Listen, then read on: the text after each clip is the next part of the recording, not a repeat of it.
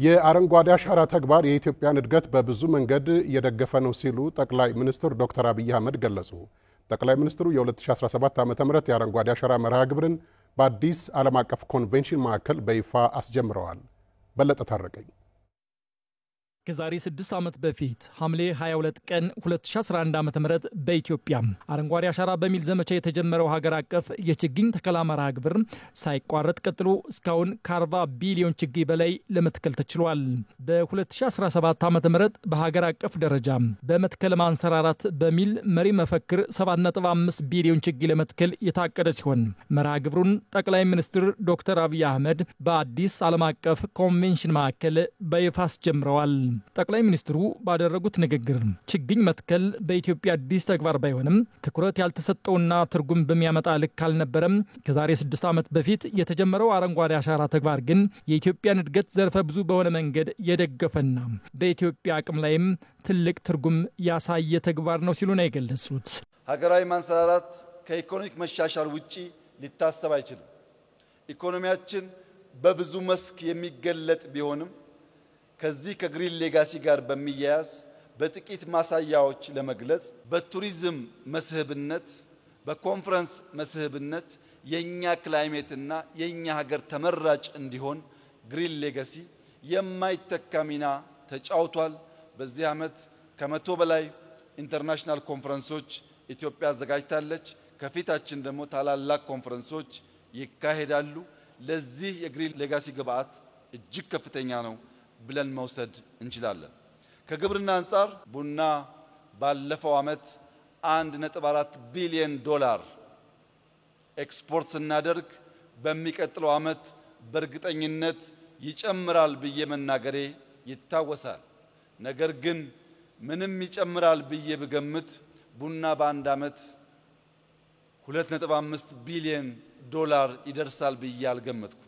ግሪን ሌጋሲ ዘንድሮ 2.5 ቢሊዮን ዶላር ከቡና እንድናስገኝ አስችሏል። ዘግይቶም ቢሆን ዓለም ስለ ኢትዮጵያ አረንጓዴ አሻራ ተጽዕኖ ፈጣሪነት መመስከር ጀምሯል ያሉት ጠቅላይ ሚኒስትሩም የዓለም አየር ንብረት ጉባኤ በኢትዮጵያ እንዲካሄድ መፈቀዱ አንዱ ማሳያ እንደሆነ ነው የገለጹት። ዓለም ከአዳራሽ ከስብሰባ ወጥቶ አፈር ጭቃ ነክቶ ተክሎ መቀየር የሚገባው ይህ ተግባር ባለመቀየሩ አክሽን ያስፈልጋል። ሰርተን በማሰራት አፍሪካ ውስጥ ያለውን አንደኛውን ስብራት መመለስ አለብን ስንል ሪኮግናይዝ ለማድረግ ጊዜ ወሰደባቸው ቢሆንም አሁን ዓለም የኢትዮጵያን ግሪን ሌጋሲ አርአያ አድርገን ክላይሜት ሰሚት በኢትዮጵያ አዘጋጅተን በመላው አፍሪካ እንዲሁም በሌላው ዓለም ይህንን መሰል የተግባር እንቅስቃሴ እንጀምር ያለበት ዘመን ላይ ስለደረስን በዚህ ጉዳይ ያመናችሁ የተሳተፋችሁ እጃችሁ ጭቃ ይነካ የተከላችሁ የተንከባከባችሁ ኢትዮጵያውያን በኢትዮጵያ የምትገኙ ዲፕሎማቶች ይህንን መልካም ህልም የደገፋችሁ የየትኛውም ሀገር ዜጎች በሙሉ እንኳን ደስ ያላችሁ እንኳን ደስ ያለን እላችሁ እወዳለሁ። አረንጓዴ አሻራ የነገዋን ምቹ ኢትዮጵያ የመገንባት ተግባር እንጂ ከምንም ጋር የሚገናኝ ጉዳይ እንዳልሆነ የተናገሩት ጠቅላይ ሚኒስትር ዶክተር አብይ አህመድ በዚህ ዓመት የታቀደውን 7.5 ቢሊዮን ችግኝ የመትከል መርሃ ግብር በስኬት ለማጠናቀቅም ሁሉም ኢትዮጵያዊ አቅሙ በፈቀደ መንገድ ንቁ ተሳትፎ እንዲያደርግም ነው ያሳሰቡት። በዚህ ታላቅ ቀን ለመላው ኢትዮጵያውያን በተለይም ለወጣቶች በጣም በተለይም ለታዳጊዎች አደራ ማለት የምፈልገው ግሪን ሌጋሲ ፖለቲካ አይደለም። ግሪን ሌጋሲ ብሔር አይደለም። ግሪን ሌጋሲ ሃይማኖት አይደለም። ግሪን ሌጋሲ ጾታ አይደለም። ግሪን ሌጋሲ ጥቁር ነጭ አይደለም።